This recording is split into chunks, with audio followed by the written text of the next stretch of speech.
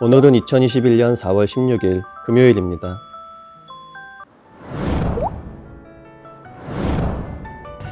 차고지에 도착했습니다. 가끔 배차실에 들어가면 이렇게 음료수가 있는데요. 이건 각종 경조사를 치른 기사님들께서 자발적으로 이렇게 놓아두십니다. 아무튼 저도 하나 챙겼습니다. 오늘은 차가 차고지 밖에 주차되어 있네요. 충전기 빼서 거치 안 하니 조금 편합니다. 그래도 혹시 모르니 충전이 잘 되어 있는지 확인은 해야겠죠? 차고지 밖은 주정차 금지 구역이지만 버스만 예외적으로 주차를 할 수 있습니다. 손소독제가 거의 없네요. 한탕 다녀와서 바꿔야겠어요. 새벽에 비가 오다 그쳤나봐요. 아침까지 온다더니 근데 비가 더 올 것 같은 하늘이죠? 모닝커피 한잔하고 운행 중에 사용할 장갑도 하나 챙깁니다. 날씨가 맑아지려나? 금세 하늘 모습이 바뀌었네요. 첫 번째 운행 출발합니다. 금요일이라 출근 시간대에는 정체가 심하지 않을 것 같은데 이따 퇴근 시간대에 차량 정체가 장난 아니겠죠? 조금 덜 막혔으면 하는 바람입니다. 가끔 운행하다 보면 계기판에 저런 표시가 나타나는데요. 에리스 모터스에 아주 예전에 문의를 했었습니다. 답변은 위와 같습니다. 아시는 분 댓글 좀 달아주세요. 비가 온다고 해서 그런지 다들 차를 많이 안 가지고 나왔나봐요. 출근길 정체가 심하지 않네요. 팔달문에서 아침부터 술에 취한 승객이 타더니 차 내에서 실례를 해버렸네요.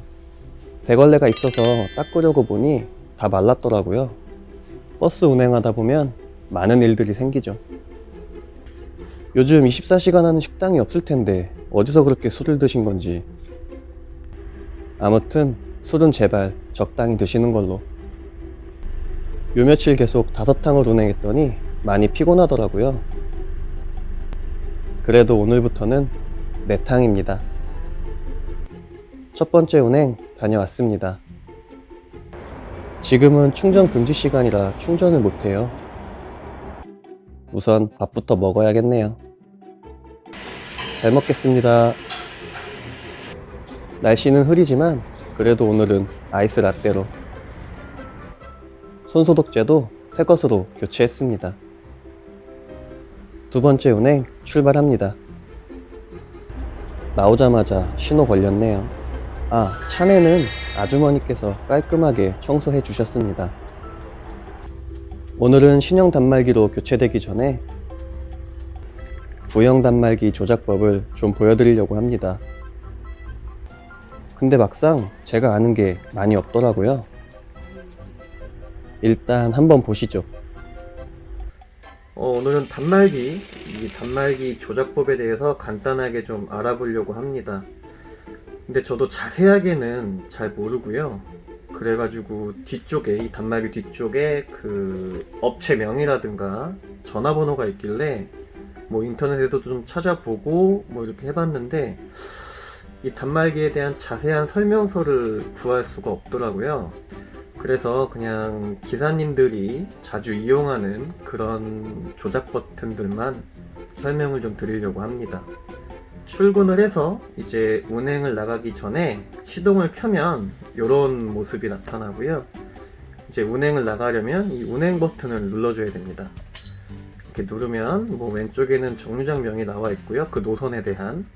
그리고 위쪽에는 이제 저희 4번을 입력하게 돼 있어요. 입사할 때 4번을 부여받는데 그 4번을 여기다가 이 부분을 누른 다음에 이런 식으로 입력을 하고 확인을 누르게 되면 이제 운행이 시작됩니다. 이런 식으로 거리 비례제 시내라고 되어 있는데 여기를 누르면 이걸 누르면 이렇게 시외로도 바뀌고요. 오는 뭐지? 여기 화면이 좀 바뀌네요. 그다음에 활증이라는 부분도 있고요. 막차 선택. 막차 선택은 사실 잘 쓰지 않는 건데 이거는 굳이 할 필요는 없고요. 그 다음에 여기를 뭐 만질 필요는 없습니다. 그냥 알아서 되기 때문에 뭐 여태까지 만져본 적도 없어요. 절을 중심으로 앞쪽으로 2대, 그 다음에 뒤쪽으로 2대가 보이죠? 화면상에. 근데 여기 뒤를 누르거나 이렇게 하면, 이렇게 하면 뒤에 3대까지 보입니다. 근데 요거는 잠깐 보이다가 다시 되돌아와요. 그리고 앞을 누르거나 이런 식으로 하게 되면 앞에 3대가 보이고요. 뭐 이거를 좀 수시로 확인하는 편입니다. 오른쪽 위쪽에 보시면 이제 자녀 좌석 설정이라고 되어 있는데, 요거는 이제 기사님들마다 숫자를 해놓는 게 다 달라요. 뭐 자신만의 스타일이기 때문에. 어쨌든 이 차는 50석으로 되어 있고요. 이거를 뭐 좀 고쳐도 상관없습니다. 이런 식으로 해서 나는 40석으로 해놓을래, 이런 식으로 해놓으면 이 자녀 좌석은 40석이 되는 거고요. 만약에 여기서 뭐 이런 식으로 뭐 카드를 찍고 손님이 탔을 때 뭐 30석이 되어 있어요. 그 다음에 뭐 이렇게 초기화를 누르면 다시 40석으로 변화합니다. 근데 사실 운행 중에 이거를 뭐 건드릴 일은 뭐 그냥 거의 없다고 보시면 돼요. 차고지에 들어와서 다시 단말기를 껐다가 켜면 원래 설정되어 있던 그 자녀 좌석으로 변경이 됩니다. 이게 지금 정류장명인데요. 이걸 누르면 이렇게 정류장이 또 나타납니다. 그래서 가끔 단말기가 먹통이 되는 경우가 있어요. 그럴 때 뭐 이렇게 단말기를 껐다가 킨 다음에 내가 지금 있는 위치를 이렇게 해놓고 확인을 누르게 되면 이렇게 변경이 됩니다. 단말기가 가끔 먹통이 되면 요 표시가 사라지거든요. 이렇게 약간 위성 표시 같이 되어 있는데 요 표시가 사라지면서 앞뒤 차에서 저를 볼 수가 없어요. 저도 물론 제 앞뒤 차들을 볼 수가 없습니다. 뭐 어쨌든 단말기를 껐다 켜고 뭐 뒤에를 좀 만져보고 해서, 선을 좀 만져보고 해서 단말기가 제대로 돌아오면 다행인데, 그렇지 않으면 이제 정비과에 가서 좀 이렇게 손을 봐야 되겠죠. 그 다음에 여기 정류장 왼쪽에 보시면 요거는 이제 단말기의 밝기를 조절하는 그런 부분입니다. 요거를 누르면 배차실에서 이렇게 뭐 메시지가 오는 그런 부분입니다. 보여드릴 수가 없어서 모자이크 처리를 좀 하고요. 이렇게 배차실에서 오는 메시지도 좀 볼 수가 있습니다. 운행 중에 승객분들이 타시면서 다인승일 경우 뭐 어른 2에 어린이 1요. 그러면 이렇게 기사들이 조작을 해야 됩니다. 이런 식으로. 그 다음에 이제 확인을 누른 다음에 카드를 대면 이 금액이 결제가 됩니다. 이게 최대 몇 명까지 되는지는 잘 모르겠는데 일반 30명까지 되고요. 뭐 청소년도 30명까지 되는데, 이게 아마도 이게 총 90명까지 되지만 이게 확인을 누르면 다인승이 너무 많다고 떠요. 아마 이게 최대 몇 명까지 되는지는 확실하게 잘 모르겠습니다. 30명까지 되나? 한번 해볼까요? 30명까지는 되네요. 그러면 40명 40명 도전합니다. 40명. 40명은 안 되네요. 30명까지 되는 걸로 이렇게 정의를 하겠습니다. 그러면 31명까지 한번 해볼까요?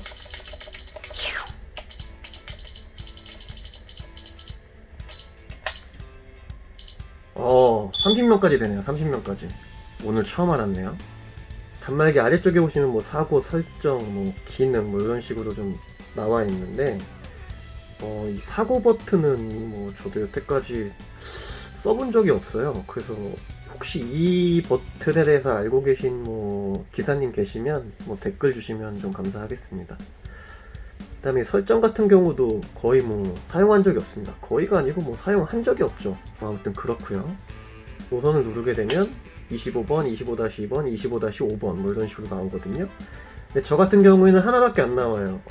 98번이기 때문에 98번 노선 하나밖에 안 나오고요. 25번 같은 경우에는 요 3개를 이렇게 번갈아 가면서 하는 걸로 알고 있어요. 그래서 이렇게 노선이 나옵니다. 이걸 이렇게 클릭을 하면 여기가 바뀌어요. 보이시죠? 기능 버튼인데요. 이걸 누르게 되면 뭐 단말기에 대한 시간도 설정할 수 있고요. 볼륨도 조절할 수 있는데 이거는 차 내 방송 볼륨이 아닙니다. 이 단말기 자체의 볼륨이에요. 이런 식으로 나오죠. 이걸 줄이면 이렇게 줄어요, 소리가. 최대로 다시 해놓고요.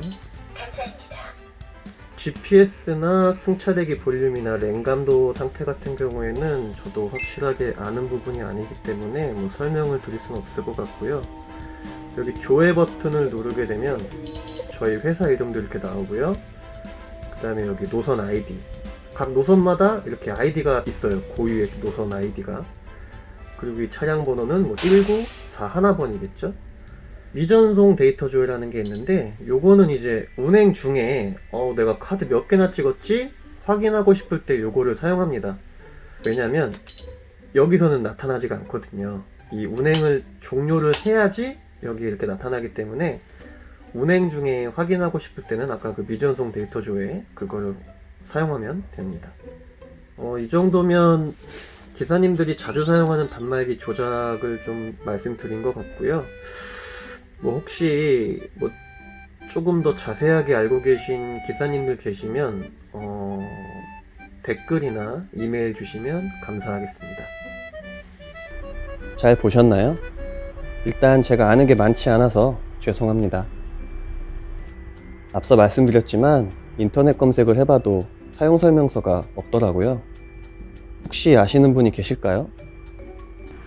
어쨌든 지금까지 기사들이 자주 사용하는 단말기 조작법이었습니다. 다음에 신형 단말기로 교체되면 꼭 리뷰할게요. 두 번째 운행 다녀왔습니다.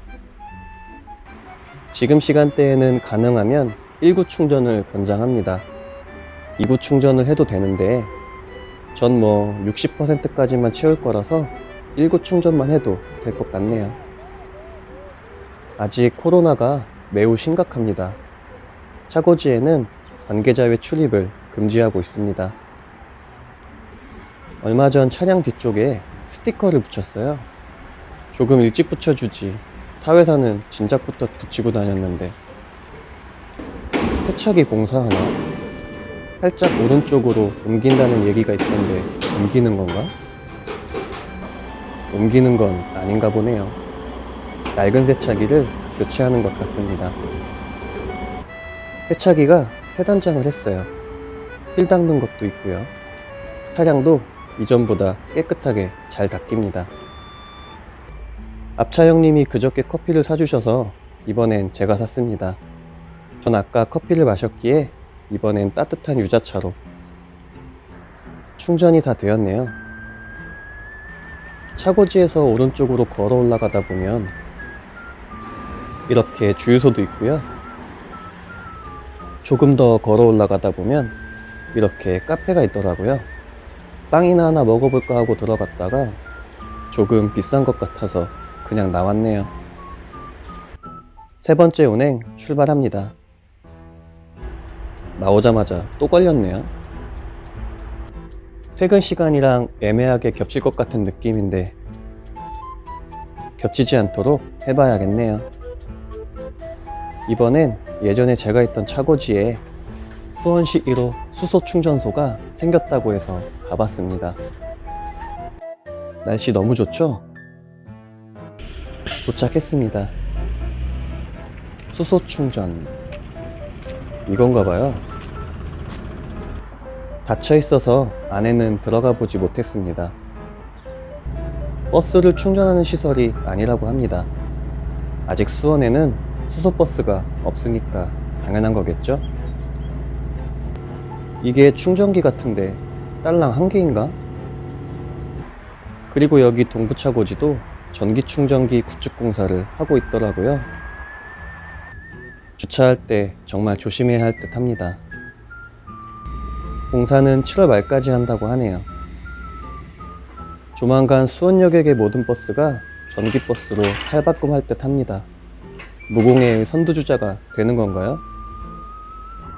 역시 주말이라 애견 놀이터에 사람이 많네요.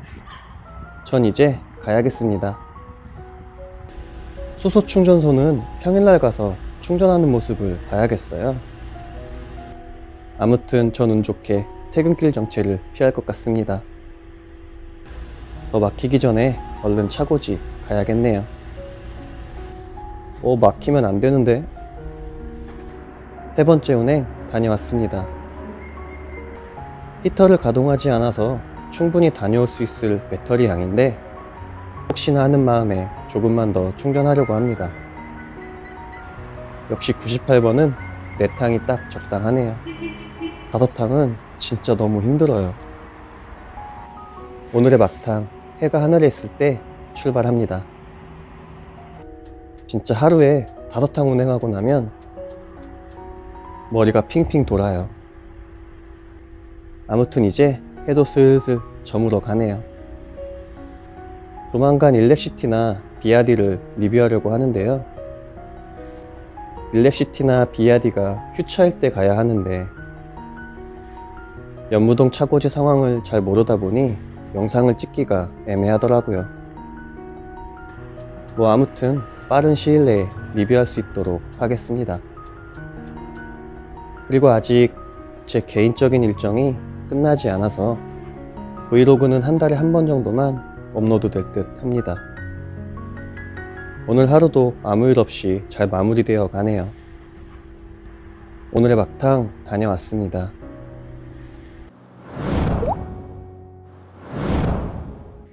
집에 와 씻고 나니 자정이 되어 갑니다. 오늘 하루도 다들 고생 많으셨습니다. 코로나 항상 조심하시고요. 여러분, 안녕히 주무세요.